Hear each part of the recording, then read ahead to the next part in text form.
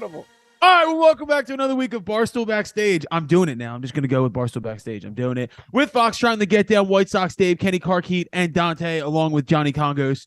Dante is in Detroit on Detroit's free Wi-Fi, so he's having a hell of a time getting connected. We are going to start going by Barstool Backstage. I think next week we're going to switch over all of the logos. Kenny, you're getting those over for me? Like the shit? Probably, Yeah, well, the reason I want to do next week for the first one, I want to drop the guest for next week because I'm that fucking excited. It's motherfucking Rob Thomas from Matchbox 20. I can't explain to you how excited I am about this.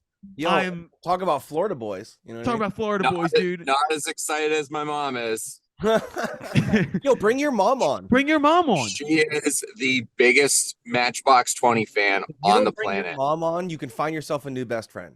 Dude, you know how many times she has seen them, I think, almost as many times as I've seen Springsteen. No joke. Wow. Yeah. Goddamn. She's obsessed with them. She's gonna freak out when I tell her. Matchbox 20 is the shit. Is he coming on as Rob Thomas or Matchbox 20? Both. Matchbox 20 has a new album coming out, and this is the first piece of promo they're doing for it. Love it. We're looking to reconnect with them later in the summer to do something in person as well.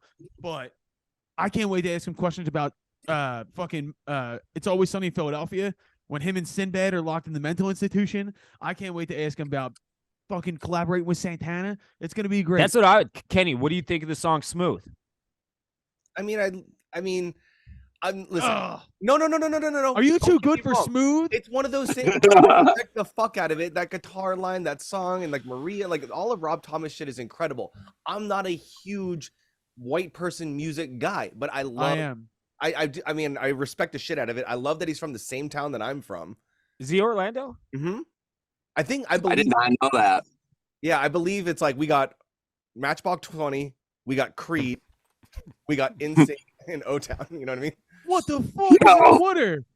Yo, little fucking lineup. Yeah, we need to do an Orlando Homecoming Music Festival. Dude, do you guys remember the Lou Pearlman shit that went down? Right when he got like arrested or whatever, and he fled the country and blah blah blah. That was all happening in Orlando, and they had an auction of his office and all of his plaques and his desk and all of his stuff. And I went to the auction. I didn't buy anything, but he was the boy band manager, like NSYNC and all that. Yeah. Damn. We need to. What did he get in trouble for, Kenny?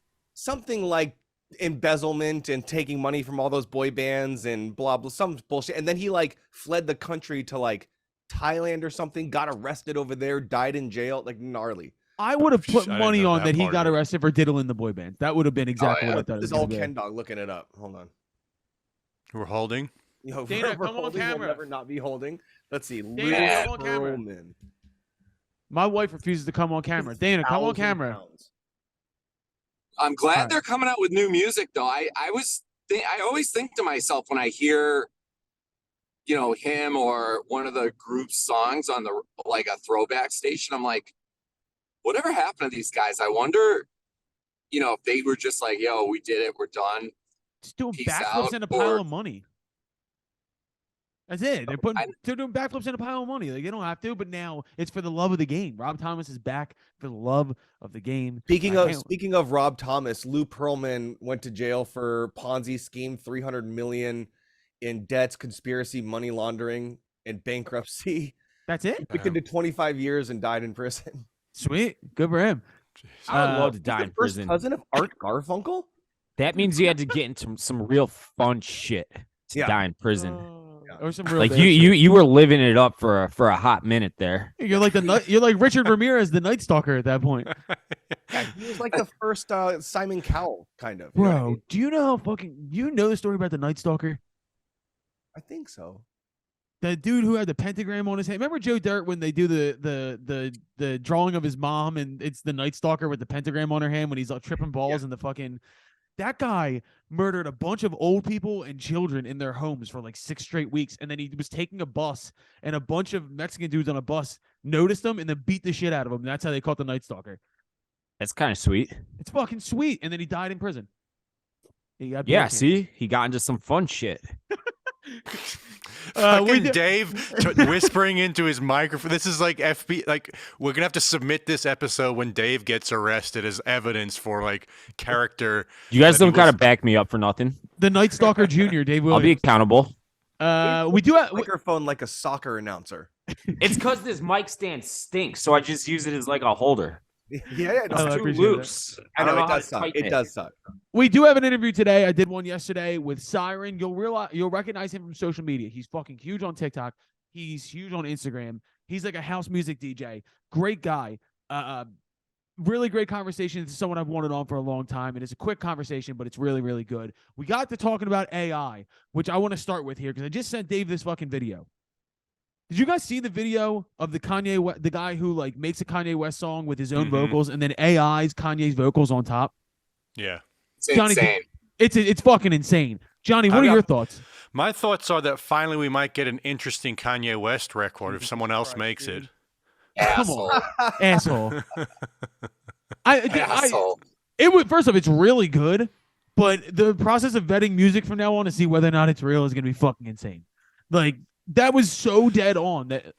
I mean, the real interesting thought about this is how people are going to stand out from what AI is going to be able to do. Do you know what I mean? Because it is going to become so advanced that I don't think it's going to leave humans behind. It's just going to force the people that are truly creative and truly unique up. The cream will rise, as always. It's just hard to envisage what that means, you know? Can I just say it's also... Go ahead, Dante. No, you can go, Colin. Well, I was just about to make a joke, but like, I find it real fucked up that guy made a Kanye West song and then with his own voice dropped bars about losing his family and his mom dying. Like, I thought that was like kind of fucked up. Like, you couldn't make it a more positive spin. So my problem with it is I fear that our generation, we're cool because we frown upon it and we're like, that's whack.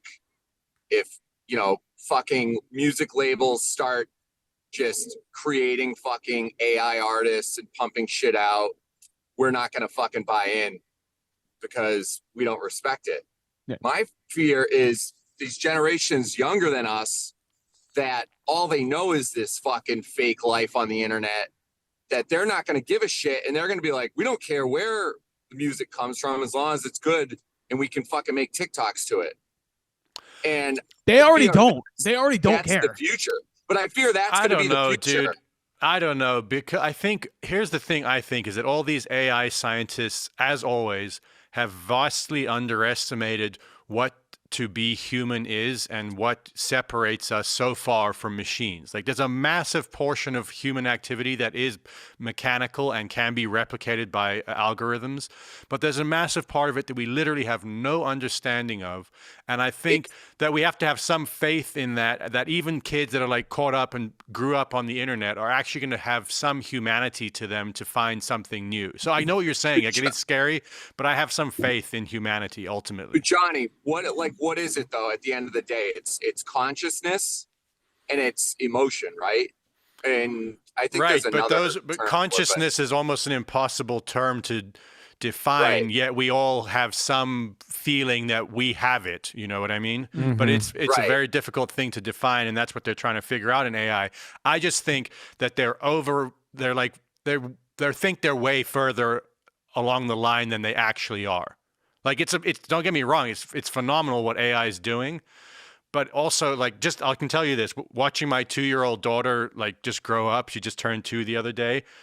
We haven't scratched the fucking surface of what a human actually represents. Like, it's truly magical what a human does, you know? Like, so that's the kind of, I tell myself that at night to sleep well, is that like we do still have something left in us as humans. I do have an interesting question here. Kenny, as a producer, have you fucked around with AI with music at all? No. I don't even know how or what website I would go to. You know what I mean? Well, they're starting to integrate it now with plugins, basically. Well, I was going to say, you're also like... Yeah, so if you want to talk about plugins, I've used a bunch of the Isotope stuff. I don't really use the AI feature in it, but they have a lot of cool features where like it analyzes your songs and makes the decisions for you. Right? Yeah, Kenny, how does that work? Like I've heard of that. How does that actually work? I mean, it's essentially, so like you take your whole song, right? You put this plugin at the end of it, you click EDM or alternative or rock, right? And it uses an RTA, a real-time analyzer, to measure the frequencies, what's higher in certain frequencies, and then it uses what it deems as like EDM frequencies to and adjust it that way, compression, width. So is that just a time saver? Is that all that really is? I mean, it can be. I mean, I'm the type of producer who likes to start with a preset and then tweak from there. Yeah, that's what I've always thought you've had to that's what I've always thought plugins. Yeah, I mean, that's how a lot of people use them, and then maybe there's some purists, right, who like to start from zero. But like, one of the things that I've done, which this is not the same conversation, or maybe not, but whenever I'm at sessions with friends or other producers, they're working on it, they're using their presets, I'll go in and save their moves, and then I'll use them later in something else. So presets are big, but I always tweak them afterwards. It's a good place. So dude, Kenny, it's a tool like any other tool. Like, the people were complaining about this shit when we went to like digital recording. We weren't recording tape anymore. And before that, it was like recording itself. People thought was the devil. Hold on, let me ask you. Go ahead, Dante. I have a good kind of conspiracy that I heard years ago, that now I'm starting to be like, man, maybe there's something fucking to it. But before I mention that, Kenny, if you alter with that preset, what did you say it was called? Isotope? Isotope, yeah. If you say you switched it from alt to EDM, how different does that song actually sound? Is it changing it completely? Is it changing the key? Is the pitch change? What does it do? No, all that it's changing is the sonics of it. The loudness, the EQ, the compression, that stuff. When you want to get into AI changing arrangements and keys and stuff like that, I haven't seen or fucked with any of that, but I'm sure that it exists. So it's basically it's like a fucking equalizer. Basically, that's what I'm saying. It's no. I mean what Kenny's talking about is that, but there's at the level now of saying, like, typing in prompts like you do with ChatGPT, like, I want to hear this vocal more wet and in the distance. So it throws reverb and delay on it, makes decisions. You can say, like, you can actually have it auto mix your track, as in like turning up guitar, turn down bass, turn up drum, anywhere it's making those decisions. That's good for technical idiots like me who don't want to learn that, but it also is bad for people like Kenny. Johnny, tell them about Aria, which I don't know that you guys use. Oh, yeah. So for the last record we did, like the last album, we used effectively AI mastering, because that's like, for us, is the bottleneck in terms of us just being able to get music out quicker. So you upload your final track, your final mastered or pre-mastered bounce. It analyzes it and then masters it. So everyone's done like automated mastering, but the crazy thing about this is it's analog mastering. So they have a robot arm with like $500,000 worth of analog equipment. It analyzes your track, sees, okay, there's a little bit of too much 200K in here. Fucking robot moves the knobs, runs it through the analog gear. You get it back sounding like you just got it mastered in $1 billion studio. No way. Yeah, and it sounds pretty damn amazing. Like, we've actually started going back now, because we found a mastering engineer that we like using, like, subjectively speaking, but it's fucking good. I'll say that. Why doesn't the music sound better? Because we didn't have Colin fucking rapping on it. Yeah, you should. Is there a video of this, Johnny? See this? Yeah, I think Kenny pulled it up there. Holy shit, it really is a robot arm. Yeah, it's a robot arm. You gotta send that to me. That's fucking crazy. Here it comes. Yeah. I kind of hate that. I do too. What are humans gonna do in a few years, man? What are we gonna do? With hammers. Let me show you this, dude, because every time I get worried about AI, I don't know if you guys follow this account called Dust to Digital. Have you heard of it? No. Just like crazy music videos. Here's a dude playing a fucking straw. This is what gives me faith in humanity, okay? This is a dude playing a straw. Holy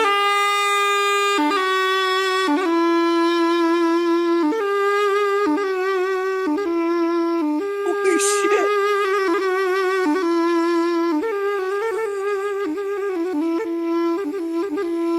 I like the comment that says, I refuse to believe. Yeah. So he's playing like some Bulgarian traditional folk music on a straw. Like, I'm actually, dude, I'm not worried about this. Like, either it's going to kill us all, like Terminator 2 style, or people will find new and cool, inventive things to use these tools for. Like, dude, I'm a caveman. I think we should fucking beat it to death. You're not a caveman. You're on a fucking podcast on the internet on your microphone, dude. Like, we're not sitting around the fire talking about this shit. I got like a Focusrite fucking M-box. This shit is Johnny, you're scaring me with you. Johnny, you're scaring me with your optimism, honestly. Like, dude, you guys just think I'm a hater. I'm a very optimistic person. All right, hold on. I think you're giving way too much credit to the elite and the rich people in this world. That's right, Dante. That's right. Dude, they're going to take this and crush us and be like, but when have they not? Have you watched a documentary about any time in history? When has the fucking elite rich not crushed people? Like, that's the way it goes. The people rise up, they fight, they get freedom for like 4 minutes, and then they find a new way to fucking crush them down. So and that's the fight. You know, like, you pick a side and we're going to take that Aria thing, smash it with fucking hammers, because I don't trust it. I don't trust bullshit. All your fucking records have got plugins on them that are using similar algorithms. Nope. Like, this is what I'm saying. Nope. Oh, please, you recorded onto fucking wire recordings? Yeah, so I record like Robert Johnson. This is the conspiracy that I heard like 6 or 7 years ago, and I was like, that's fucking stupid. They're haters. But now I'm starting to think maybe they were onto something. I heard after Chainsmokers came out with that Closer song and it fucking blew up and made them fucking superstars, that they or their label / production team had some algorithm that they would run shit through, and it would basically convert tracks or find tracks for them that were like basically hypnotic, and that would like basically be earworms on the radio, and that's what they were putting out, and that's why all their shit was going like super fucking like viral and lunar and all that shit. And I believe that 100%. So do you think that that's like a possible thing that they've tapped into? I mean, we know that there's such things as happy keys, and like songs that are in, you know, like G major and shit tend to be, you know, more like party songs and shit. So we know that there's such things as that. That's like subconscious. That's tapping into like the psychology of music. But do you think there's such things as like tapping into other shit that we don't even realize that just becomes like into our fucking brains? Absolutely. 100%. Yeah, absolutely. Dude, if they had a mathematical equation to tell you that you get a hit, everybody would be fucking subscribing to that. And when you're doing something as fucking menial and simple as the fucking Chainsmokers are, it's probably just like the process of like scanning through every song ever and then doing the mathematics on key and hits and shit like that. And they probably followed that. But Dante, I want to move to one question I've been trying to get off here. And I want to go to the everyman here. I want to go to Dave. Dave, if you're on Pandora or you're on a Spotify playlist and a song comes up and it's just like a fucking reggae rock kind of banger, and then you find out that it's an AI interpretation, do you give a fuck or do you put that song in your playlist? Be honest. You can say you don't give a fuck. I don't give a fuck enough to just say fuck this, but I would also feel like the thing is fuck. What the fuck is going on with your microphone, dude? You sound like you're underwater. This microphone's cheating out, I think. I said it was doing that yesterday too. I said I don't think I would give a fuck enough to not listen to it. Yeah. I wouldn't really have any reaction. I'd be like, oh, that's fucking lame. Yeah, but like, I don't think it would stop you from listening to the song. If it was, I wouldn't seek that kind of music like at all. Right, but I have a good comparison, Colin. Good. You're fucking straight and narrow, square, as Dave called you earlier. But you know how like the fucking search feature on Instagram like populates shit it thinks you like pizza and like hot chicks and all that. I've been getting like hot chicks sent to me on there that are like movie star hot, that catch your eye and you can't help but click on because you're like, who is this girl? Like, she has to be fucking super famous. and they're fake, they're AI. Yeah, and there's like that's a real thing. their videos, their fucking pictures, but they look so fucking real, and they're like moving and shit. They're doing stuff, but they're not real humans. But listen, so say you're like Dave to pose this question. Your playlist is playing, and you hear this fucking song, and you're like, it's this fucking made up band, like We Are One, and you're like, holy shit, this fucking song is great. You click on their name, you listen to other songs, and you're like, oh my God, I just discovered this fucking great band. You start telling people, and then your friend says, yeah, dude, that's an AI band. Do you give a fuck? Or are you like, I already like their shit. It is what it is. It's good music. I like good music. Like, does that change you at that point after you're already kind of like on board? That was what Colin kind of just asked me, and that's what I was struggling to answer. Like, if I heard a song and then like post listening found out it was fake, I'd be like, it would leave a sour taste in my mouth. But like, if it sounds good in my ears, then it sounds good in my ears. That's a good point. Now what about someone that is an incredible songwriter, incredible artist, just doesn't have the looks or the voice or whatever? What if they're now able to create this vocal that's a mix of whatever 2 or 3 artists they want to do? They can tweak the sound, and they're able to produce unbelievable sounding music that they're acting that never would have gotten off the ground unless they were selling it to that other already artists. happens though. It does. Haven't you ever seen like a recorded, like a CD? Like, I remember seeing, like, back when YouTube was first a thing, because I've never seen Blink-182. Like, they don't sound like what they sound like on Take Off Your Pants and Jacket, you know? Oh, I mean, Kenny and Dante, I mean, you guys both do editing and production. Like, you have to have had some of the worst vocal tracks given to you ever, and you have to fucking nudge things and pitch things and do all that. I tell you all the time that my sentiment, this is going to be fucked up, but let's not say a lot. Some of the people I work with, after I'm done editing their shit, I go, you don't deserve this. You deserve to sound like this. Like, this is a fucking lie. You're lying right now. I'm lying for you. But Kenny, that's actually, see, I think this is at the heart of the issue, is that truth is really the important thing. And I don't think the truth that people ultimately attracted to at the most deep level depends necessarily on the tools. It has to do with the level of a person's consciousness, let's call it, and their honesty and their authenticity in the most profound sense of that word. So because Stevie Wonder could take fucking AI and synthesizers like he did when people were complaining about synthesizers in the 70s and create the most authentic, beautiful art with it. Or you could have some person like Kenny's saying who basically is just fucking around and has like a couple $1,000 to throw at a producer to do something. So that truth and that authenticity is what we're constantly looking for and striving for. And that is the intangible thing I think that remains after and always all of these tools. No, if I said it once, I've said it twice. LOL. Honesty is what sells everything. If even the most rudimentary, elementary music listener, consciously or not, will pick out what's honest and what's not. I think it's like there's an analogy with food. I've made this before. I think, like, you can eat Doritos. They hit all the fucking algorithmic centers that your brain wants to hear, like have salt, sweet, fat, all the shit that your brain, like, you can hack the taste of a human, right? But your brain knows the difference between that and like a really well cooked meal by a human being.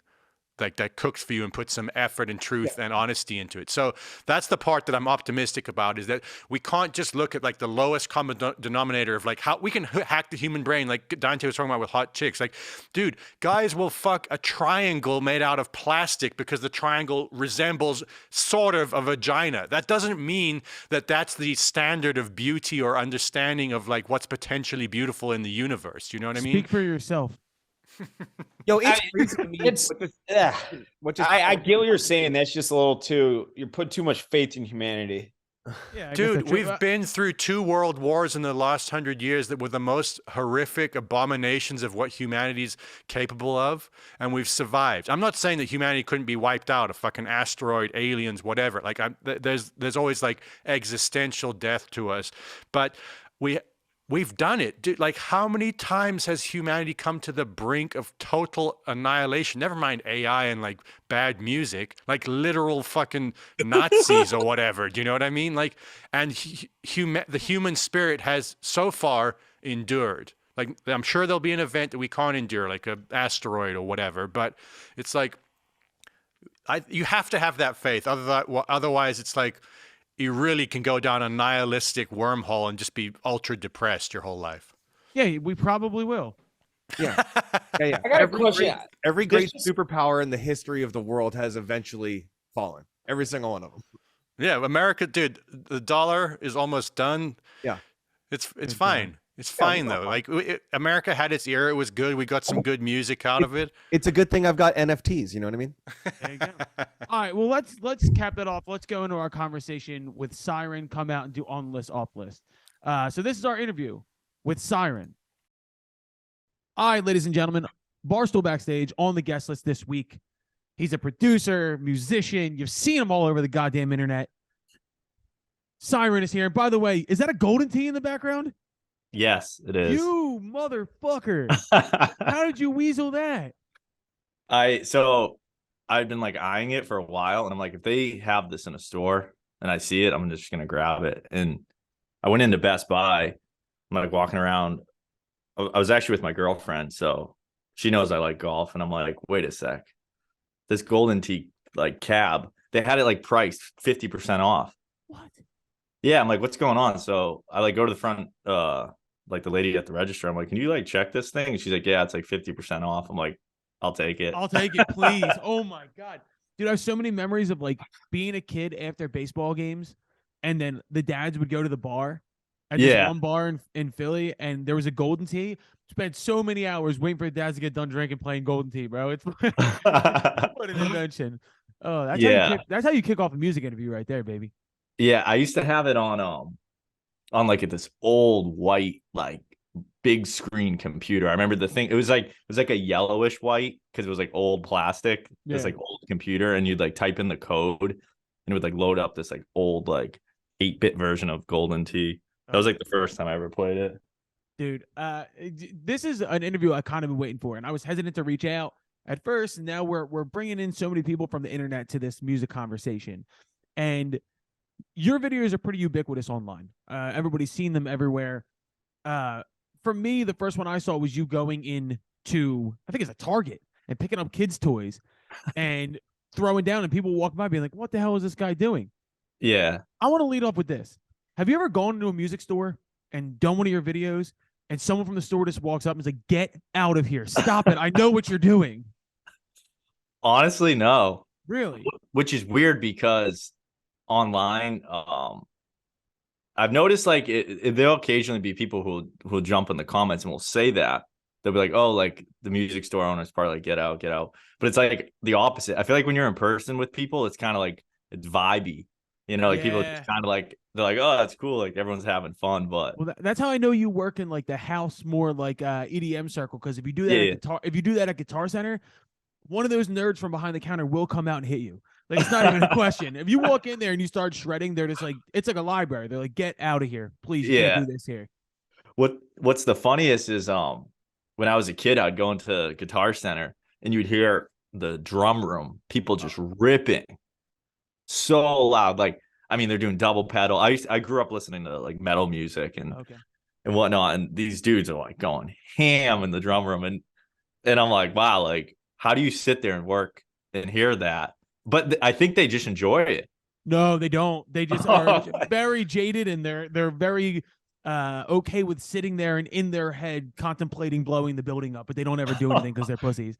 No offense to anybody at Guitar Centers. We have one of our guitar techs who's worked for us before. I love them. Yeah. I mean, they take good care of us, but there is always like, could you imagine during the like whatever your job might be, or just being at a job and then somebody comes in and just fucks your job up all day?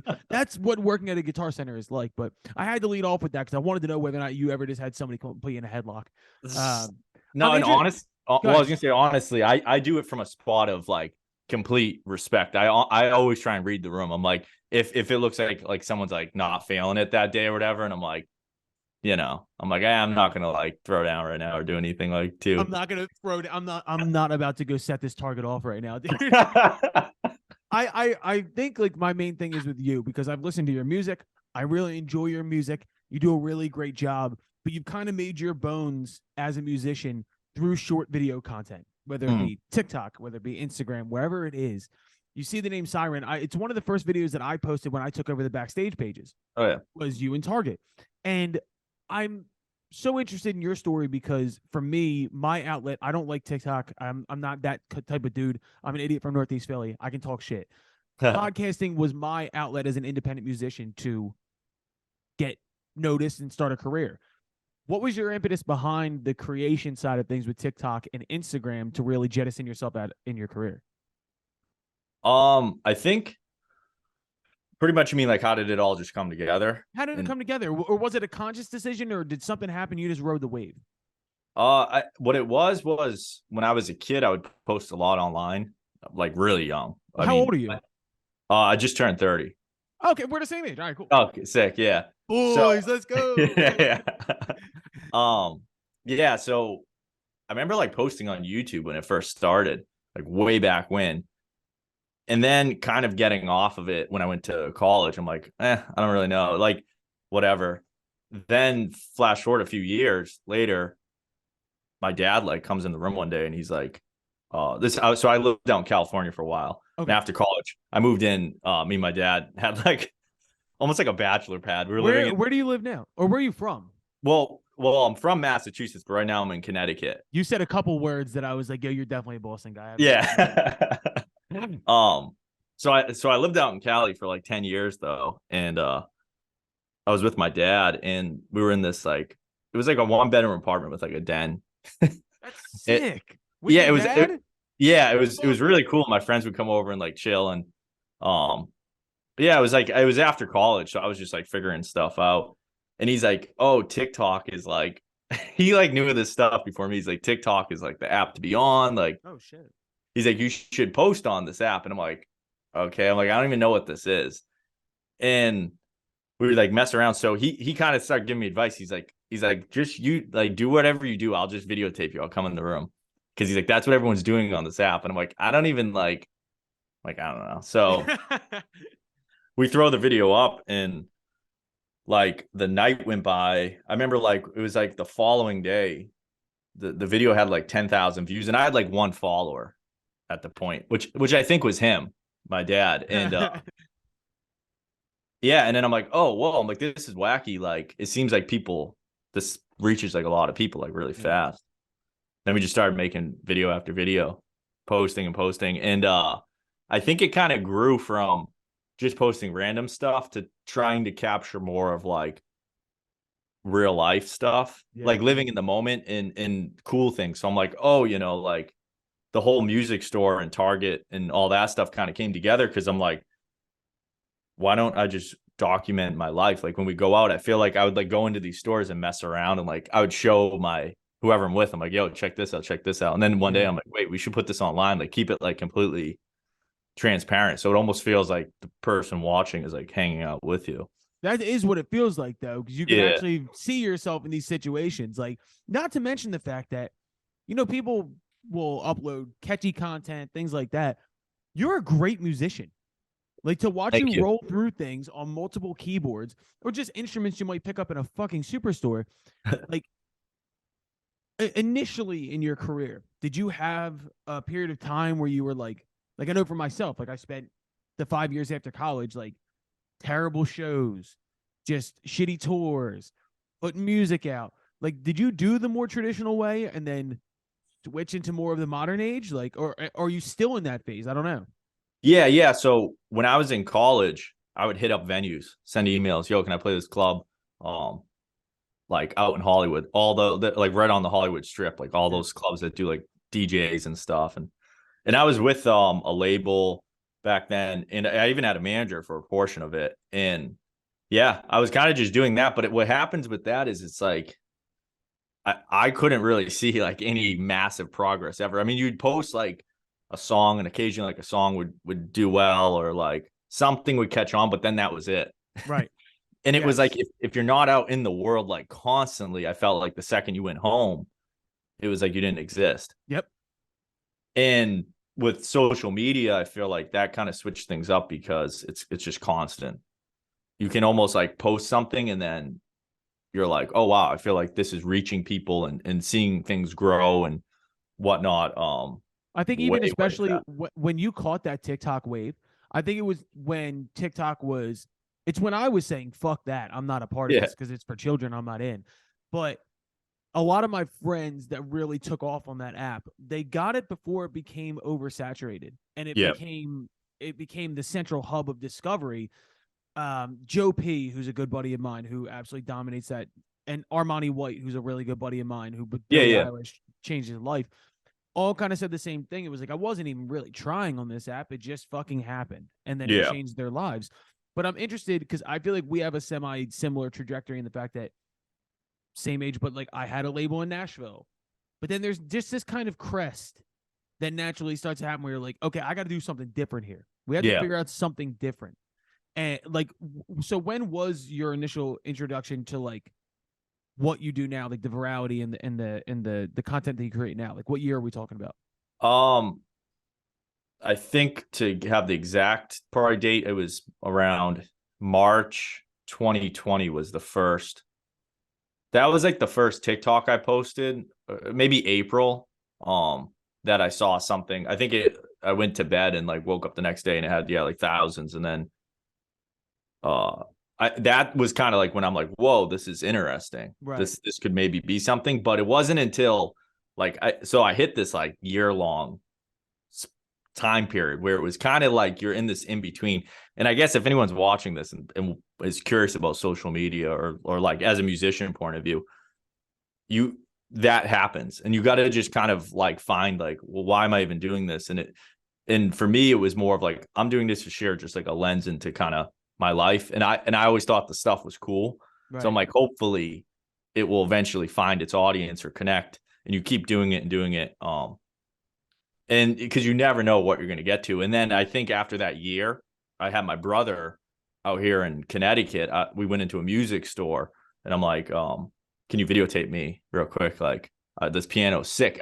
I was actually more focused. The first video I ever made in a music store, I was more focused on the piano. I'm like, this piano is like this synthesizer. I was like, all these sounds. I'm like, this is so cool. So I'm like, let me rip through this.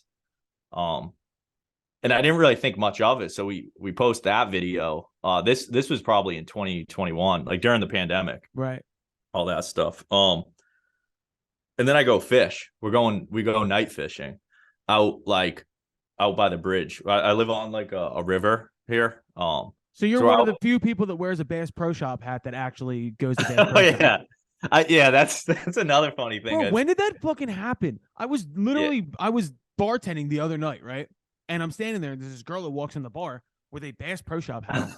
And she's like this tall blonde girl with like stilettos on and a Bass Pro Shop hat. And I turned to the dude next to me and I was like, when the fuck did that happen? I was like, also, you're in Philadelphia. Like, you don't go to Bass Pro Shop. Don't lie to me. Yeah. No, it's definitely become, I've wondered that because I've seen the hat become almost synonymous with certain like videos of people. Like you'll see a dude dancing. It has a certain look. I think the way they design him, it's got like the top. It's got a high profile. Yeah. I have like a bunch. I literally have every color. But you have the ability to say like, at least I go to Bass Pro Shop. Like I at least fish. Like I'm just thinking.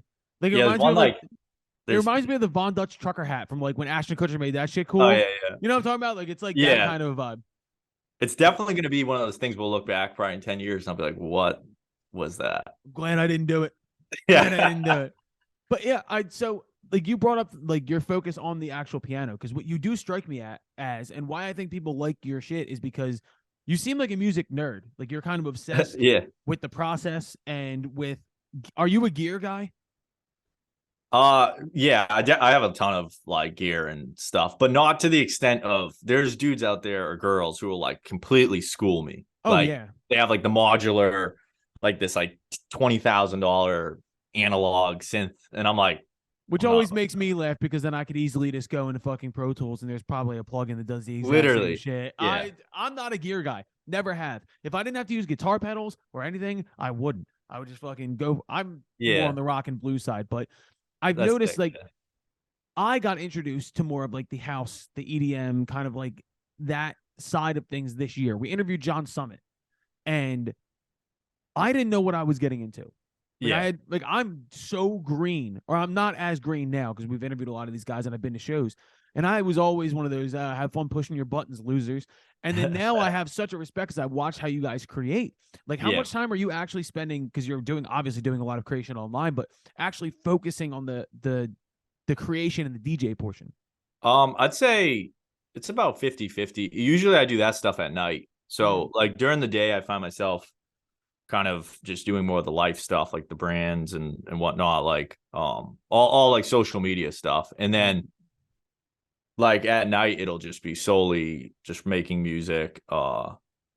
Honestly, yeah, I'd say probably about 50-50. I find myself, I like have to remind myself to like split up my time, because what will happen is if I start playing piano, it'll be hours, literally hours will go by, and I'll be like just running through mix after mix, song after song. And I really like writing music though too. I think that's one of the biggest things. So you said you made, like, you produce within what software? Oh yeah, if you're talking like what I would use as a DAW, I'm using Pro Tools. But Pro Tools, sick. Yeah. I use Ableton usually, so I feel like most of you guys do. Yeah. I hear Ableton more than I hear anything. Yeah. You said something super interesting though, and it's the idea of splitting your time, right? Yeah. I've run into a situation where, with how heavily the last couple months I've been focused on the podcast, I haven't written shit, and I can't get it out of me because all that energy is going into one direction. Yeah. And then the other side gets shorted out, and then I have to switch back and forth. Are you able to kind of like give your all to both? Yeah, I think it's almost, I feel like it reminds me of like a book. You have like chapters of life, and if you're in like the podcast phase or whatever, that's going to inspire you at some point. When you shift back to the music, you'll be like, probably from talking to all these people, you're going to have new inspiration, new insight could affect the music, which will allow it to sound, different. And I feel like for me, I went through, sometimes I'll go through this heavy social media phase where I'm just like video after video. And then I'm like shifting back to writing music, and it affects me. I'm like, oh wow, like now I'm writing funk beats or with the PH, because I'm like, I see it all. Yeah, I'm like, I see it all on social media, and I never would have even tried that style had I not have been going through that like phase or that chapter. So it kind of all leads to something. That's the realest shit ever. Because when I was going through one of these phases heavily where I wasn't writing as much, we had X Ambassadors, huge alt band, on, and I asked them a question, and they responded with saying like, you got to make whatever you want to make because we're all gonna fucking die anyway. So just make what you like. And I fucking closed the laptop, sitting exactly where I am right now, and I went and I wrote this song, and it's the song that we just released last month. It's doing a bunch of radio right now. But I literally emailed the guys from X Ambassadors, and I was like, dude, thank you for being so nihilistic about we're all going to die, because that's what I wrote the song about. So there you go. It is crazy to think about how much things have changed in the last 10 years, that even when we were just starting out as musicians, I wasn't thinking that much about social media. I was thinking way more about the process of making good art. And now we have to be this all-encompassing machine of pumping out content left and right. And I do wonder whether or not it's going to affect art in a negative way. You know what I mean? AI. Yeah. That's probably what it's going to. Don't even get me fucking started on that. Yeah. We are high-level AI conspiracy theorists on this fucking podcast. Dude, have you seen the video that's going viral right now? The dude with Kanye's voice? No. Oh, you haven't seen that yet? No, what is it? What's he doing? Guy makes a beat, right? Yeah. Like it sounds like a Kanye beat. And then he records vocals, and then through AI layers over Kanye's voice to do exactly what he was doing. Oh, I was thinking of trying to do that. That's so funny. But this is what I think it's going to be, right? Now it's going to be a battle of whether or not the real artist or the AI version of that artist is putting out better music. But on a different level, no one's ever going to die again. No artist will ever die. Yeah. Because now, even after you're dead, you can get 20 posthumous albums of people just putting AI in there. Like, there is something horribly soulless about that, but also pretty cool. It is. It's weird. It's like at a point, I think we're in that shift. Once again, it was like we saw the shift in 2019 to the social media world. Everyone's connected on the phone. It's almost odd to go out in public now and not see people on their phone. Like everybody's constantly has their phone. I think AI is could be that next like shift in the. I hear everyone using it in the workplace. They're like chat GPTing, emails and yeah. My brain is not big enough to understand it yet. Yeah. I'm old school pen and paper guy. I'm the oldest 30-year-old on earth, but I've always raged against the idea of more technology. I don't need it. I don't want it. I want to. Oh, I'm 100%. I 100% agree. I feel like most of us are. That's the thing. Yeah, the whole world is, but you can't like fight. Yeah, what am I gonna do? Although it is funny when you think about the first. Do you remember the first AI artist that came out, the dude FN Mecca? Do you remember when that happened? It turns out the AI was racist and they had to get rid of him. They're like, we're still working the bugs out of this AI. It's wildly racist, but we're gonna get rid of it. Don't worry about it. Like, Jeez. It's just, I don't know, man. We're in such a weird place as artists, which is why talking to someone like you makes me interested, because I feel like there's so many people now that have done a great job of utilizing social media and the internet in a positive light to then be able to promote their own artwork. Yeah. And I think like I'm so much more familiar with your social stuff than your actual artwork, and I went and listened to it. It's fucking great. But my question is kind of like, where does the trajectory of like the individual artist career go as opposed to like social media followers? Like, when do you want to start doing festivals? When do you want to start getting out on the road again? Like, what's your like long-term artist vision? Honestly, this year is the year. I think so. Yeah, I think what had happened was the social media stuff became very consuming, and like we talked about chapters and balancing and whatnot. I had a song that I've been teasing for like the past 3 years on social media, and I've written I probably have like 20 songs that I'm ready to like drop pretty soon. Like I'm gonna probably do them consecutively. Nice. And I think it's just it's one of those shifts. You just kind of build followers or people who hopefully vibe with your stuff, and then you show them your art, see if people vibe with it, and kind of go from there. It's a bit of a newer age thing, I think, where you kind of just see how people vibe with stuff. I mean, with the internet, you can reach so many people. So, well, it feels like how do I put this? It's no longer, people don't connect with the music first. They generally nowadays connect with you as a human. And then if they like you enough as a human, they'll give your art a chance. Yeah. Because there's so much art. You know what I mean? Yeah. Like there's 40,000 songs a day on Spotify. I can find 80 artists that probably write better songs than me. But if you like me as a human, you'll give me that shot on the other side. And I think that's kind of what you're doing. Yeah. And it's builds off of the AI thing. I mean, I think moving forward, that's how, because an AI could write a song that everyone likes, but what will happen eventually is if you can't connect with that group or that vibe, then you're just kind of listening to something that sounds cool. I guess it's I don't know, but yeah, hopefully I think this year I'm going to drop a song. I believe April 20th will be the first like big push. I mean, I haven't put out a song. 420, huh? Yeah. I didn't even think of that. That's about, bro. Yeah. It's weed day and Hitler's birthday. You pick why you want it to drop on that day. maybe we'll shift it. April 9th. April 9th. No, fuck that, dude. Yeah. Do 420. That's cool. Yeah. And just kind of hit it hard. I think it's cool because it's something people can vibe with for the summer. And I'm really excited to start putting out music. But yeah, as far as like festivals and stuff, the setup I want to start doing will be a hybrid of like turntables, synths.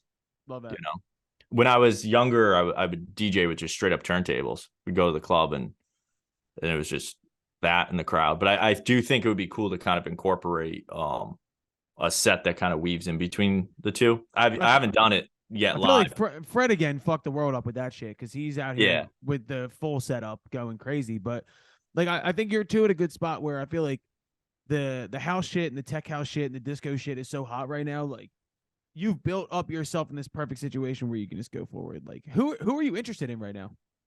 Like in your genre?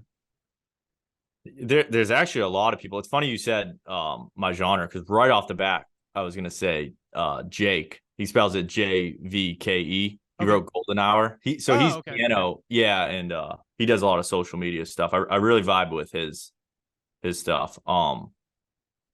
But yeah, within the kind of dancer scene, I come from more of like a heavier spot. So there's an artist called OK. He spells it OOKAY. He makes really cool stuff. No one spells anything right anymore ever. Yeah. Fuck. That's like that was like even my name, Cyran. I feel like I've thought of changing it constantly throughout my life because I'm like it's always mispronounced, but whatever. Yeah, it's fine. Fuck them. Make them figure it out. You know what I mean? Like me today when I DM'd you and said, "How do you pronounce this?" The worst is for some reason people see the R before the Y, so they say like Cyran or crying. Yeah. Jesus Christ. Last night I saw a video on YouTube and it was so cool. The dude or a girl, someone made this like 30-minute mashup, and they're like crying plays every song in the world, and I'm like, wait, and he like watched all my content and got my name that wrong. It's incredible. And imprinted it in the video, like in physical text. I'm like, wow. That's the name of my band is Foxtrot and the Get Down. We played massive festivals. We've been all over the radio, and yet somehow, even the members of my podcast combine the words "get" and "down" into one word. And I don't know how many times I had to fucking correct them or just look anywhere. Look anywhere. It's down. Get and down are two different fucking words. Get down has never been one word. It is weird. I think it's just something with the way people read stuff fast. They see, or they just don't care that much, which is also another thing. Which is kind of like the existential dread of this entire conversation is: at what point through AI or shortening of songs or just the sheer veracity of how many songs are dropped, does music just become a commodity and it doesn't really fucking matter anymore? You know what I mean? That's the only thing I'm really worried about. Yeah. I think the other night I was driving and listening to music and it hit me. I'm like, it's kind of wild that music in cars and music on TV, music, like it hasn't died out. I'm like, music is still one of the strongest like forms of entertainment. And it's baffling to me because there's so much technology, but it's everywhere. And it has something to do with our fucking, just the human soul. I don't know how else to put it. But it's also, I think it has stuff to do with like circadian rhythms in your body. I think there's something soothing and human about it that connects us and always will. Like, you know what I mean? I also happen to have committed my life to this shit, so it's fucking better. I don't, you know what I mean? Like maybe I'm just optimistic, but I think there's a lot of people that aren't as optimistic. But you say you do come from a heavier background. How did you wind up getting into the dancier shit? I think it was the trajectory of the way the scenes go. So when I started out, I was really young. I was into classical. And then from hanging out with friends, they would bring over their guitars, drum sets, all that stuff. Randomly, we just got into metal music. I think it was like just popped up on MySpace back in the day. Dude, hell yeah, dude. I miss MySpace, man. Simpler times. There was a group called Unearth and the song, Endless. That was like one of the first metal songs. I'm like, this is heavy. Yeah. This is crazy. So it like escalated from that. Then we started making metal, really heavy metal. And then it shifted to, there was like this shift where it went to like, I don't know. We called it like kind of like happy. I guess it was like happy hardcore, which it now has a different meaning in the dance world. But I don't know. It was like metal meets like synths. And there was a lot of high pitched singing and auto tune and these like super heavy drops. And I feel like you can thank Skrillex for that in one way or another, because that bridges the gap between, being in from first to last and then wound up taking over the dance world. So it was like, from first to last, which I used to actually intern at Skrillex's label. What was that? Ausula. Oh my God. Ausula in LA. Yeah. Jesus Christ. That guy's having a fucking moment right now. Yeah. I did it for like a year. It was right after college. It was pretty wild. Yeah. Fuck. I've always found that like a lot of my buddies that like metal music like that actually grew up on classical, like have that in their household. There is that kind of like same side of the brain that they work on. There's a math part to it that I don't like. That's how I've never connected with it, because I don't have that math part of my brain. Yeah. But what was like, I don't know, when you started to create music as Cyran? Did you start as a metal artist and then move into the dance stuff, or? No, so well, all those bands were just for fun, and I felt like I hit a point in college where I had no one to jam with. I'm sitting in my dorm room. I got no one to jam with. I got my laptop, and I'm just trying to make beats. I had Ableton, and I kind of was just making a bunch of stuff. But at that time, I remember still really being into like electronic music. So I started just making these beats, sending them off. I'd enter remix contests. They had them like online, so I'd enter it.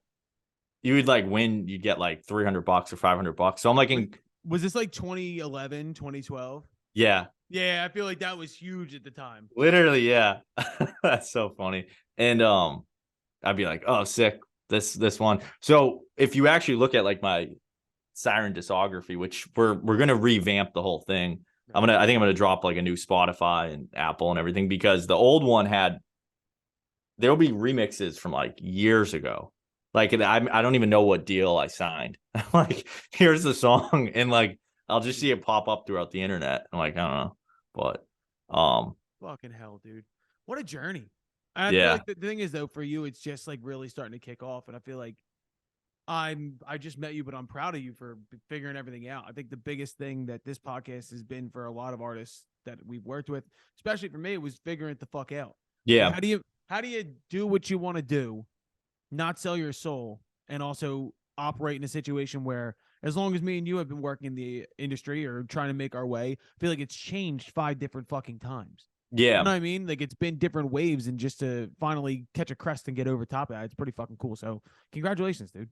Thanks. And I think, yeah, for like anyone listening, and hopefully a lot of producers listening too, there is. It's definitely just a thing of trying new stuff. That's what I find is, and I'm even doing it now. Like we mentioned AI. I do think there could be some sort of hurdle where we're going to have to all maybe accept that and collab with it, or maybe something else that happens in a year, and or maybe we kill the robots and we just fucking stave this off for a little bit longer, bro. Yeah. we stave off fucking Skynet for just a little bit longer, and we all keep our jobs. Just disable the entire internet. Look, dude, if I have to be John Connor and I have to kill the Terminator, I will do it. I don't care. It is what it is. But do you have, so you're thinking April something's gonna drop? Yeah, so April, probably April 20th is 420. Yeah. Let's go. That sounds like a good date. I'm gonna do probably drop it on TikTok first. I was chopping up this like YouTube video. Sometimes I would like send videos off and have people edit them, but I really like doing a lot of the stuff myself, as long as it doesn't like take too much time, and then you get like so sucked into it. But yeah, so I made this YouTube edit of like all these TikToks and videos. So I literally have like chopped up this song and played it in like a bunch of different scenarios. Oh, that's really smart. And put it in a YouTube video. So that way I'm like, because a lot of times music videos and stuff, they're kind of getting a bit like, not dated, but it can be tough to watch. Yeah. So I thought this was kind of a cool concept where I'm like, every 15 seconds, it's like a new video, but it's all like in sync with the song. Cause love that. So I will see how, if people vibe with it. I really like it though. I think it's cool. And yeah, so I'll probably around 420 be dropping the song and just have a lot of fun with it. Yeah. Make sure you get it over to us and we'll blast it out too. Definitely. Yeah. I'll send it to you guys. That'll be good sick. Shit, man. Yeah. Everybody go check out Cyran's music. You obviously follow him on social media already. Go get a Bass Pro Shop hat, join the club. Anything else for me, brother? No, just getting ready for summertime, and I appreciate having me on. Last question. What's your handicap? What's your handicap? I don't even know. It's I would say, are you breaking 100? Are you breaking 100? In Golden Tee, yeah. In real life, exactly. yeah. I broke 100 for the first time this year, and I literally thought I won the Masters.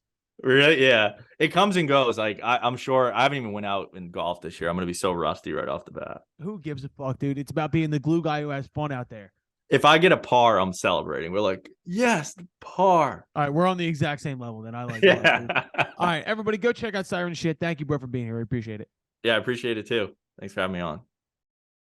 All right, so that was our interview with Cyran. Go check out all his stuff. Follow him on social media. I'm sure you already do, guys, all over the place. But let's go into on list, off list. Before we do that, real quick, I didn't even fucking touch on this. The shirt I'm wearing, Springsteen. Dante, how was Springsteen? I was gonna say he's on and off my list this week. Oh, explain, please. It was weird, man. It was the first show I've seen of his that I wasn't like blown the fuck away.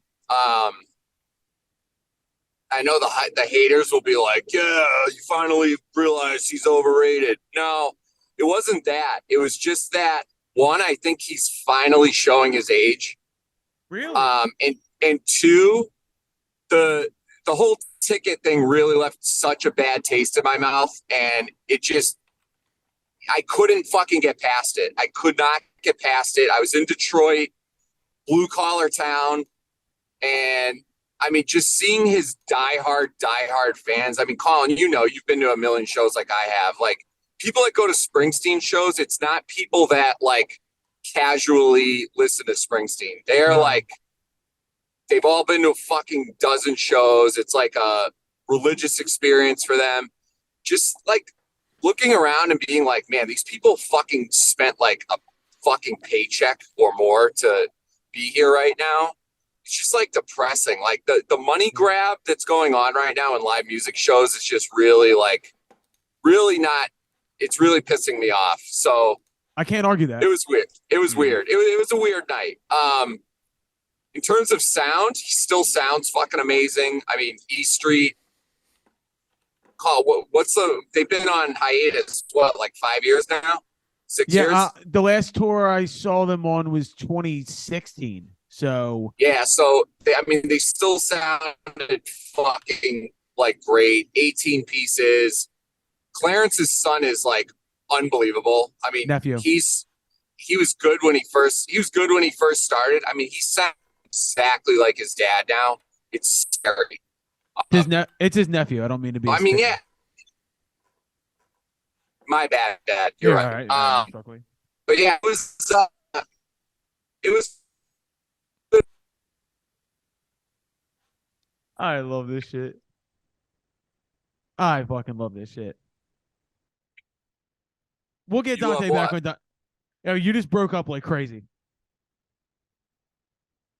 My bad, dude. It's not your fucking fault, dude. You're driving back from Detroit. What do you expect?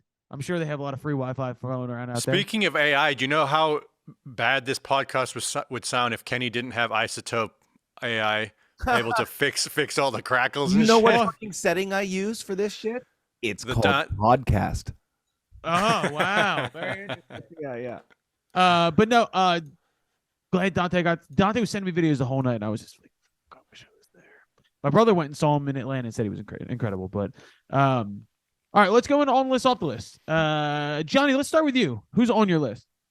On your list? Well, I thought you were going to ask about the 90s album that we would listen to for the rest of our life. So maybe that could be my on the list, or do you want to talk about that separately? No, you know what? Let's kind of merge the two. Okay. I just had a random thought last night that if you could have one 90s album, one album from the 90s to listen to for the rest of your life, and you'd never get to listen to another one of them, what would you pick? I put it out to dude. There was a lot of good answers. People had a lot of fucking good answers as well. I would say on 36 Chambers. I saw someone posted. A lot of people said 36. A lot of people said 36 Chambers. A lot of people said, "What's the Story? Morning Glory." That's mine, or definitely maybe. Either way, it's an Oasis album. Yes. I love Oasis and I love those records, but that's the only of all the records. That's the one. I mean, it's not a crazy pick. It's not a crazy pick. What do you? Well, I'm not saying it's a crazy pick. I don't know. I love those records, but when I think of like records start to finish that have 12 songs that I can't live without, my brain goes to Ready to Die, Biggie, or 36 Chambers, or any of those kind of things. A lot of people said "Jagged Little Pill" by Alanis Morissette, which is a great. Kidding me? I mean, great. I don't want to. Fuck you, Kenny. Fuck you. Kenny's a hipster. No, listen, you guys, we're talking about the one record for the rest of your life. I'm not saying it's not an incredible record. I'm not saying it's not in my top 10. I'm just saying for somebody to go Alanis Morissette, that's the one. I mean, it's 10-year period. Dude, a lot of people. David, let me ask you a question. If you could only have one 90s record for the rest of your entire life, would it be Jagged Little Pill?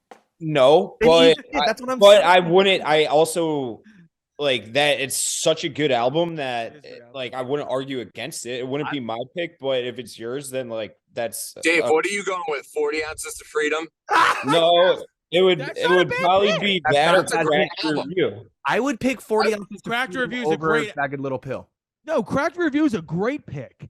And I like self-titled better than 40 Ounce of Freedom. But You want to hear what Rolling Stone put for their top 10? There's an article. Yeah, that's obviously, it. Yeah, run Rolling through it. Stone. yeah. Number 1, Nirvana, Nevermind. That was up there Fair. for me. Fair. Dr. Dre, The Chronic. Fair. Oh, Oh, great. one. Radiohead, Yeah. OK Computer. Great Eh. album. I'm not trying to Great be album. U2, Achtung Baby. Fuck that. Yeah. Lauryn Hill, Miseducation of Lauryn Hill. Yes, Great. absolutely. Great. That's a Per- great one.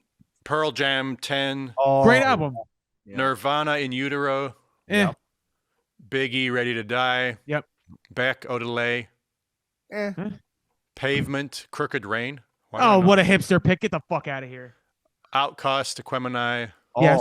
Yeah, that's Tom That's Petty, Wildfire. I mean, yeah, this is before they started doing their fucking trolling lists. Yeah, I was Well, gonna say Clement that's and a, Lauryn Hill. Those are two that I didn't think about. That are like those are some culturally important records. Yo, Yeah. what was Pavement?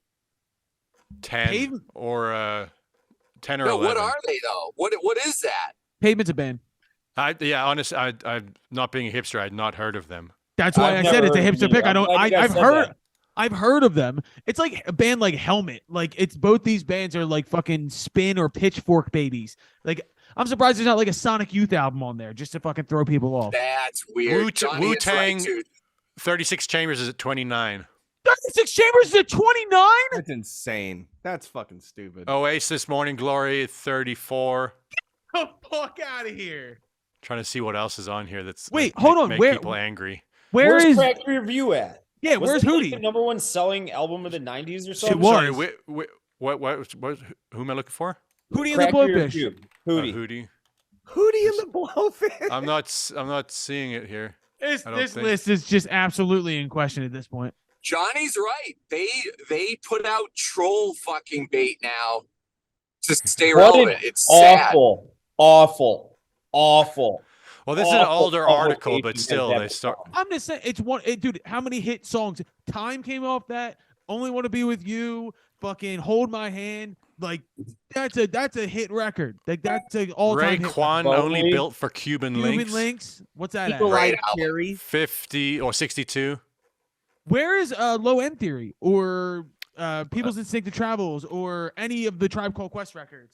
There was a Tribe on there. I might have. It's not, got to be Low End Theory. I would personally, that wouldn't be my pick, but shit. this is bothering me. This is bothering me bad. Tribe. What about like the Oh Marshall? yeah, 36. 36. Still, it's too low. Wait, what are the teens and 20s? Run through this real quick. Well, yeah, I was calling those. Here, I'll start at 11. Okay. So 11 is Outcast, Aquemini. Yeah. Then that's fine. Tom Petty, Wildflowers. Great album. Beastie Boys, Ill Communication. Yep. Snoop Oh, Dogg, great Doggy one. Style.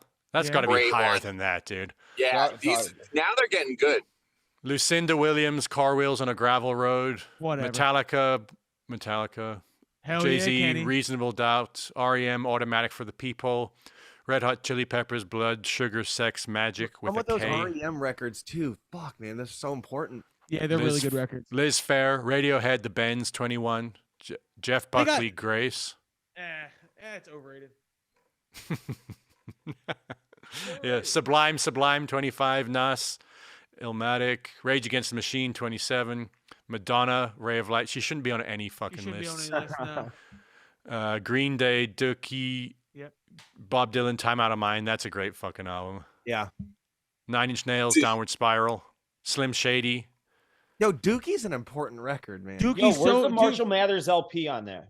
is that Um, 99 or 2000? It's 2000. Yeah. Was it? Yeah. Slim Oh, Shady's shit, at you're right. 33.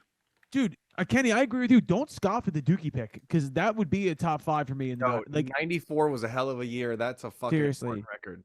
Dookie So to- many good songs on that album. I mean, Dookie to me was like it's Jagged Little Pills at 45. See, like I'm not crazy about that album just personally, but it's like it sold 37 million albums or Well, something. that's like, the that should be Hootie higher. argument. That's the Hootie argument. Yeah, I'm still not seeing Hootie, but that could be like it's broken into two different groups. This dude, the fucking money that was made in the 90s on man. music it's astonishing. Seriously. Music and movies of the 90s. Oh yeah. And granted, I'm a 90s baby, but like they don't make them like they used to, bro. Facts. Facts. Oh my God, man. Fiona Apple title 83. That was a good one. Think about like all the shit. I mean, how much money did you used to spend as a kid that you like didn't really have disposable income on music? Like it's where all my money went. That's where all my money went, straight to fucking you can see the graph. As you spend less on money on music, like now you're spending whatever, $12, $15 a month for streaming, music quality goes down as the price goes down. It turns out that if you take away monetary incentive from people, sometimes they shy away and do other things with their life. No, the opposite's true, because that more people are doing music now than ever. I think that's the problem. And also doing without doing having, it poorly, without having a good source of income from making music, now you got to make 10x on the music. You got to make 10 times. Yeah, and you got to put out 40 fucking songs every week. You got to make a song a day now, as opposed to a song in 6 months. Not to mention you're not making money from the music, so you have to work a full-time job to be able to support your music. Yeah, it's fucking terrible. I wish it was like it was in the fucking Middle Ages when every musician was paid gold. Dude, there's never been a better time to be a musician, as much as we complain about it. Like, there was a time when the musician was like the guy in the corner of the court that the king could just kill if he didn't like his fucking That was song. what I was going to say. You didn't have to worry about anything other than playing the wrong note at the wrong time and angering the king, and then he'd behead you. Being crucified or something. Yeah. He's like, was that an F flat minor? That's not even a real note. What the fuck? No, that's not a real fucking note, Colin. It's an E minor. Oh, this coffee got me going, man. Oh man. But no, that list is bullshit. If there's no Hootie, I'm out. Does anybody else have anything on or off the list that they'd like to throw out there? Because Dante, we know Springsteen was both of yours. Dave, you seem to have a stick up your ass most of the time. So what do you got? Yeah, I'm not hating anything in particular today. I'm sure that'll change as the day wanes. I mean, I'm sure I'm gonna have a bunch of greaseball Yankee Dago ass fucking greaseballs in my mentions starting today, and I can say that now because 23andMe showed I am part Italian. I was like, get the fuck out of here. Good for you. Dave just did 23andMe so he can see what racial like stereotype words he can use. Yeah, he's like 0.00004% this one. I can say that. Yeah, it's like Dave does 23andMe and finds out he's 132% Cherokee Indian, so he greets us all as how. Like, you know what I mean? Now I have a Native American Express card. No, it's the it was some like fucking guy on my mom's side that was like born in the Bronx. With like the last name Sabatino Elski or something disgustingly greasy. With all due respect to Dante. Bro, spring training. It was Phillies Yankees I just saw.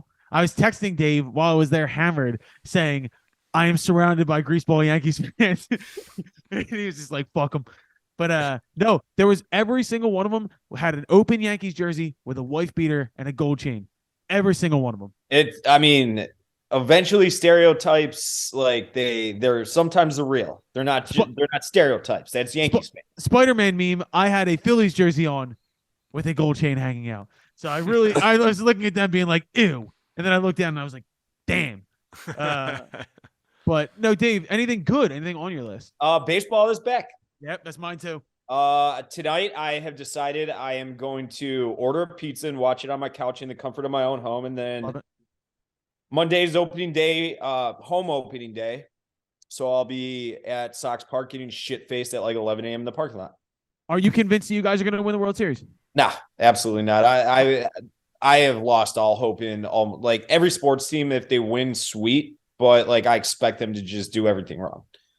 It's fair. So that's where I'm at. Way too early prediction. Who wins the World Series? I think it's going to be a weird one because no team I don't think is like a superpower this year. I'm going to say someone like Mariners. Yeah, the Mariners, something like that. Oh, I would love that. I would love that. I think that would be great for baseball. It would. Mariners are a great franchise to be good. You know what I mean? Because you just think of Griffey and you think Edgar Martinez, and you're just Right, remembering yeah. the 90s. Griffey was so sweet. He's so sweet, dude. Just Still so is. sweet. My dad hated Griffey because he wore his hat backwards in the home run derby. It's such a old man ass take. It's such an old Yeah, take, it dude. is. Yeah, it is. Kenny, anything on or off your list? Let's see. What did I write down? For on, I wrote down analog synths. I've been messing around a lot with some actual physical synthesizers, and god damn it, soft synths, which are the one. Yeah, there you go, Johnny. And that's the one. Dude, Kenny, send some fucking videos. I love watching that shit. I'll say. Listen. Yeah, I'll say. No, that's like I'm not even kidding. Moving forward, this is an order. Consider me a CO in like a platoon in Vietnam or something. I want, and you guys can rotate. Colin, Johnny, and Kenny, just like a 30-second, like you rip a guitar solo or drum solo or do something on your fucking computerized things that I don't even know what they're called, and throw that on social media. Here's the thing. Dude, we're talking about Instagram algorithms. I've already All it posted is a like bunch 2 of or 3 random to the fucking Barstool dudes. page. I've already What's posted like 2 or 3 to the Barstool page. You never look at my stuff, baby. Dude, here's what I'll do. I'll say on that, and because this is my, if I was CEO of World War II platoon, I would want Barstool repost some of the shit I'm posting from Congos. Like, it's actually cool, just straight playing music, guitar solos, accordion solos, like covers and all that sort of thing. Don't worry. I went ahead and I went on to Barstool Backstage Instagram page and reposted y'all's new single because I'm a good friend. Oh, that was you. I would figured it wasn't fucking Colin. Fuck you! I posted your music last week. Both of you. Anyway, Yeah, Colin listened to Come With Me and I was like, oh, I like this one. I was going for name recognition to get your shit out there to the fan base that we're building over here. dude, I'm Colin. Honestly, I think Dave's right. I think like next time you're in the studio, go live. I'll go live one day. Yeah, that's what we're. Fuck yeah. Well, we're getting ready to go I'll back sit in. there and play my G chord. Not to mention, we should be doing content of like building the song that Kenny sent me. We're gonna go in and cut that ASAP, and then sending it like the content of cutting it, then sending it to Kenny. Kenny getting the file, showing you how he unfucks it up, Fuck and yeah, then send it back. I can't wait to delete everything. Fine, I don't care. Nobody knows anything about that shit, and for idiots like me who like I would enjoy to learn about the song making process. You know. Have you guys, no idea how that Colin, works. have you got access to the Twitch page and all that? Yeah. Okay, because next time we do a live stream, we just did one yesterday where we're in the studio breaking down a track. Yeah. What you can do on the Barstool Twitch is just host our video. So you don't have to do the stream, but it like shows up on the Barstool channel so that people can watch it if they want, you know? Okay. Sounds great to me. You know what's going to be funny though is in 4 months, Colin's going to be like, you know what would be a great idea? I'm taking this off. Can I also give my off the You list? know what, man? Yeah, go ahead. My off the list is all my friends who go, wait, you have a podcast? Oh, it's the worst. Oh, it's the It worst. happens all the time. I mean, there are a lot of people who are like, yo, that episode with so-and-so is great. And I'm like, you listen to my shit? That's crazy. But then also the other half is like, huh? You have a podcast? Yo, Colin and I had a call with a big music exec this week, and they were like, yo, we love your show. We were like, at least me, I was like, wow, you've listened to it? Like, there are people listening to this that kind of fucking blow my mind. Fuck every single one of them. We had 4 calls. We've had 4 calls with big labels this week because we got some shit brewing. But more than anything, on that side, it's more the independent artists that I'm excited to work with on the stuff that we're working on. So I'm excited. So Kenny can finally be like, oh yeah, we're actually fucking really getting some people out there. Yeah, we are. It's been a long-term play, Kenny. You guys always give me shit like, oh, we only have big names. We only have fucking big names. All I care about is the big names. Yeah, because I want a job. And As if I haven't been here every week for almost 3 years. Oh, huff my bird, dude. It hasn't been 3 years. It's been like 2. I've been here for 3. No, listen. Fuck, man, it really has been 3. Listen, Kenny, I hate all of you. Yeah. Kenny was on maternity leave for like 6 months too. Yeah. Let's not forget. Yeah. You call me when you do your first 5 a.m. edit and then do it for fucking 3 years in a row. It's funny, Colin, because Dude, fucking Colin, shut the fuck up. He's like always talking about how hard he's working and all that, as if fucking Kenny's not editing the Kenny's not doing anything. Fuck you, Colin. Kenny's not doing anything. Colin, I've already done my time sleeping in my car for 6 months, brother. I did it. I play more shitty shows than you. I guarantee that. First off, I don't know Every about show that you because- play, first of all, is shitty. So That's yes, my you win point. that one. That's my point. You could play fucking Madison Square Garden. It would be shitty. I have lived in abject musical poverty. You get off my bird, dude. Yeah, but you coming at me as if I didn't do my time already. I did. You did your Yes, time. this is Yeah. great content. This is Hey, great I do content. have an announcement for the cast though. Two notes here. An email has been sent to the good people of the Tedeschi Trucks Band. Oh, Nice. I'm waiting to hear back from them still. I emailed them at like 11 last night. cool. And then I have a request out to John Riznek. Johnny Easy Resnick? dolls. That's his name. Let's go. Kenny, Dave, you're if welcome you to can shit on find both a of us, way, no? if you can find a way to work in somewhere to what's his name, Derek Trucks, Yeah. that he's probably like number 1 or number 2 influence on Danny, my brother's guitar playing ever. So like, I'm sad I'm not gonna be on that one to just say hello and thank you because he's such a fucking influence on us. Dude, here I will say that, yes.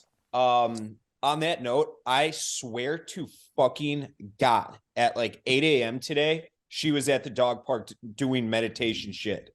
I swear to God. I pulled up my phone. I'm like, hey, do these and Susan Tedeschi? Susan Tedeschi. She was alone and she was the dogs kept running up to her and sniffing her. And I swear to God it was her. I didn't say anything to her. But she was like doing meditation or yoga shit, like, and she wanted to be alone. I pulled up my phone and I asked like a bunch of the neighborhood people that I see at the dog park every morning. I'm like, hey, like, is that her? And they're like looking, and I don't know, she's maybe 40 feet away, and they're like, I think that is her. So it might Definitely, if you I'm gonna interview them, ask her- definitely bring that up. yeah, She was like, Why didn't you just go? Why didn't you just go ask her? because she was doing her like Zen shit in the grass, and like she didn't look like she wanted to be bothered. So, but I All right, swear, well, to God, you I'm can- like 90% sure it was her. Well, let's wrap this up. Let's get the fuck out of here. But Dave definitely asked that question. Kenny, thank you for the hard work. I was just busting balls. I was just busting Throw a balls. ball sack, Colin. Double Fuck down you, on it. Dave. He's just saying that because he needs fucking Kenny to send him the files. Yeah. All polished up and RX'd and isotoped and Right. I was only bringing that up because I really bring nothing to the table here, and I'm like, Dude. oh well, I'm kind of working on two things. So Well, Dave, you know nothing. I would been doing this to the same 15 people if it wasn't for you doing the same old fucking podcast with the band. So, Guys, can we Fuck say outta that here. this is a conjoined effort and we're all doing Yes. two things? yes, yeah, we are. Except Dante's here in his fucking car. Like, good for him. You know what I mean? I kept waiting to see Dante get mugged at 8 Mile because he's just stuck at a red light in Detroit. I'm on my way to the shelter. All right, let's get out of here. Thank you to Cyran for stopping by. Tune in next week for the official changeover to Barstool Backstage and Rob motherfucking Thomas. Anything else from you guys? Oh, Robert No. Thomas. No, great episode. It was job. a great episode. Good job, everybody. All right, see ya. Bye. see All right, us. do I do a Peloton or not?